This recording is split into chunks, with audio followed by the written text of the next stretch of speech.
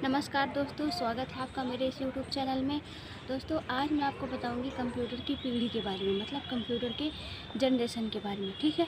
लेकिन उससे पहले आप अगर नए हो तो आप मेरे चैनल को सब्सक्राइब कर लीजिए एंड बेल आइकन को प्रेस कर लीजिए, ताकि मैं जब भी कोई नया वीडियो अपलोड करूँ तो मेरा नोटिफिकेशन आप तक चला जाए, ठीक। तो चलिए दोस्तों, वीडियो को स्टार्ट करते हैं।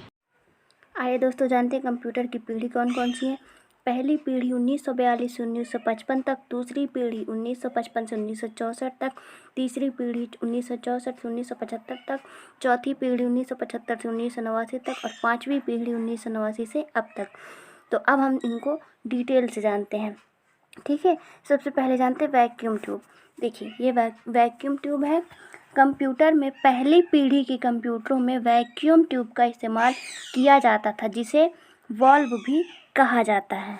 क्लियर।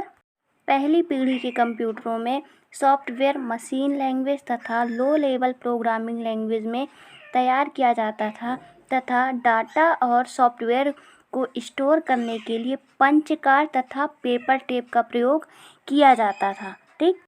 और अगर आकार की बात की जाए तो यह आकार में काफ़ी बड़े होते थे, लगभग एक कमरे के आकार के बराबर होते थे तथा इनकी स्टोरेज कैपेसिटी कम होती थी और ये बहुत ही धीमी गति से कार्य करते थे और इनमें त्रुटि मतलब कि एरर्स होने की संभावना बहुत ही अधिक होती थी, ठीक।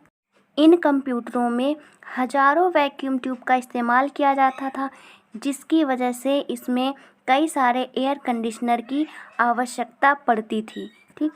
और ये कंप्यूटर आकार में इतने बड़े होते थे कि इन्हें एक स्थान से दूसरे स्थान ले जाना असंभव होता था, ठीक है। पहली पीढ़ी के कंप्यूटरों में काफ़ी सारे ऑपरेटर की आवश्यकता पड़ती थी कंप्यूटर को चलाने के लिए, ठीक। अब बात करेंगे दोस्तों दूसरी पीढ़ी के कंप्यूटर के बारे में, ठीक है। दूसरी पीढ़ी के कंप्यूटर में वैक्यूम ट्यूब की जगह पर ट्रांजिस्टर का प्रयोग किया गया, जो कि अपेक्षाकृत हल्के, छोटे और कम विद्युत खपत करने वाले थे। दूसरी पीढ़ी के कंप्यूटर में सॉफ्टवेयर को हाई लेवल असेंबली लैंग्वेज में प्रोग्राम तैयार किया जाता था, ठीक है। यह असेंबली लैंग्वेज में सॉफ्टवेयर तैयार करना इसमें काफ़ी आसान होता था। इसमें डाटा तथा सॉफ्टवेयर के स्टोरेज के लिए मेमोरी के रूप में मैग्नेटिक स्टोरेज, जैसे कि मान लीजिए मैग्नेटिक टेप तथा मैग्नेटिक डिस्क आदि का प्रयोग किया जाता था। इससे स्टोरेज कैपेसिटी तथा कंप्यूटर की स्पीड में वृद्धि हुई। और अगर आकार की बात की जाए तो यह पहली पीढ़ी की अपेक्षा काफ़ी छोटे हो गए, लेकिन अभी भी ये काफ़ी बड़े थे, ठीक है। इन्हें एक स्थान से दूसरे स्थान पर ले जाने में काफ़ी कठिनाई होती थी, काफ़ी मुश्किल होता था, ठीक। इसमें कंप्यूटर के प्रोसेस करने की स्पीड काफ़ी हाई हुई, जिसे अब माइक्रो सेकेंड में मापा जाने लगा, ठीक है। दूसरी पीढ़ी के कंप्यूटर का उपयोग मुख्यतः व्यवसाय तथा उद्योग में होने लगा, ठीक है। सॉफ्टवेयर में कॉमन बिजनेस ओरिएंटेड लैंग्वेज तथा फॉर्मूला ट्रांसलेशन जैसे हाई लेवल लैंग्वेज का विकास IBM द्वारा किया गया। इससे प्रोग्राम लिखना काफ़ी आसान हो गया।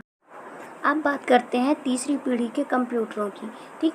तीसरी पीढ़ी के कंप्यूटरों में ट्रांजिस्टर के जगह पर इंटीग्रेटेड सर्किट IC चिप मतलब कि इंटीग्रेटेड सर्किट का प्रयोग किया गया, जिससे कंप्यूटर का लघु रूपण संभव हो सका, ठीक।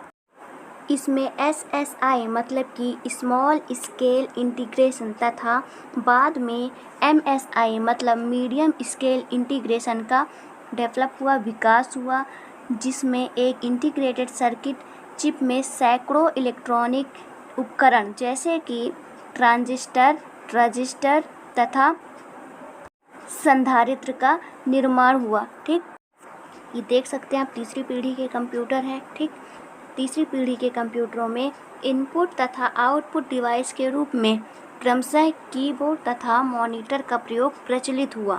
कीबोर्ड के प्रयोग से कंप्यूटर में डाटा तथा इंस्ट्रक्शंस डालना आसान हुआ और मैग्नेटिक टेप तथा डिस्क के स्टोरेज कैपेसिटी में काफ़ी वृद्धि हुई।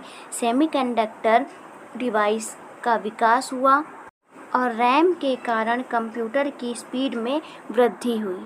ठीक।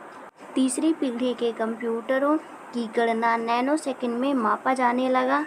इससे कंप्यूटर के कार्य क्षमता में तेजी आई। ठीक। और अगर आकार की बात की जाए तो यह आकार में काफ़ी छोटे हो गए, जिनका रख रखाव काफ़ी आसान हो गया। क्लियर। इस पीढ़ी के कंप्यूटर में टाइम शेयरिंग ऑपरेटिंग सिस्टम का विकास हुआ। हार्डवेयर और सॉफ्टवेयर की अलग अलग बिक्री प्रारंभ हुई। इससे यूजर्स आवश्यकता अनुसार सॉफ्टवेयर ले सकता था। ठीक। अब बात करते हैं दोस्तों चौथी पीढ़ी के कंप्यूटरों की। तो चौथी पीढ़ी के कंप्यूटरों में माइक्रो प्रोसेसर का प्रयोग किया गया। लार्ज स्केल इंटीग्रेशन तथा वेरी लार्ज स्केल इंटीग्रेशन से माइक्रो प्रोसेसर की क्षमता में काफ़ी वृद्धि हुई। ठीक। इसमें कंप्यूटर की गणना समय पीको सेकंड में मापा जाने लगा। माइक्रो प्रोसेसर के इस्तेमाल से अत्यंत छोटा और हाथ में लेकर चलने योग्य इस कंप्यूटर को बनाया गया। ठीक है, आप देख सकते हैं ये माइक्रो प्रोसेसर है जिसका प्रयोग चौथी पीढ़ी के कंप्यूटरों में किया गया था। ठीक, आप देख सकते हैं चौथी पीढ़ी के कंप्यूटर हैं। चौथी पीढ़ी के कंप्यूटरों में माइक्रो प्रोसेसर का विकास M.E. हॉफ ने 1971 में किया था। इससे व्यक्तिगत कंप्यूटर मतलब कि पर्सनल कंप्यूटर का विकास हुआ। ठीक, इस पीढ़ी के कंप्यूटरों में कंप्यूटर नेटवर्क जैसे कि लैन, वैन, मैन का विकास हुआ। समांतर कंप्यूटिंग मतलब पैरेलल कंप्यूटिंग तथा मल्टीमीडिया का प्रचलन प्रारंभ हुआ। ऑपरेटिंग सिस्टम में MS-DOS, माइक्रोसॉफ्ट विंडोज़ तथा एप्पल ऑपरेटिंग सिस्टम का विकास हुआ।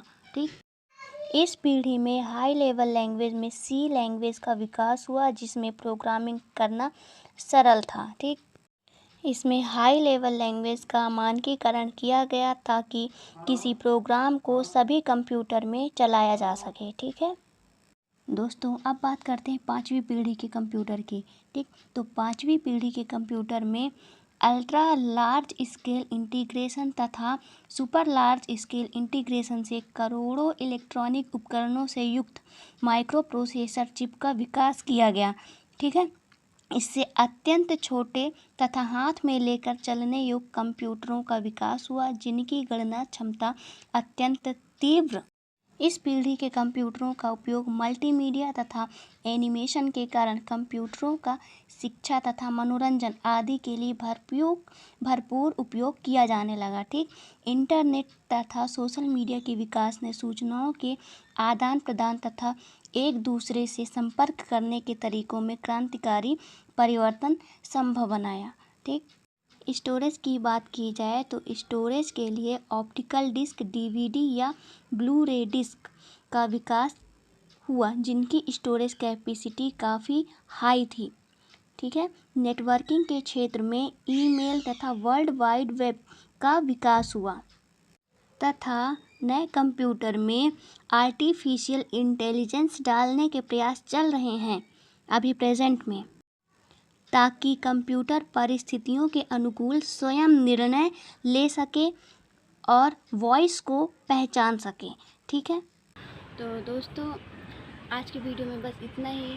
कल हम जानेंगे मेमोरी क्या है। ठीक है, कंप्यूटर मेमोरी क्या होती है। तब तक के लिए धन्यवाद।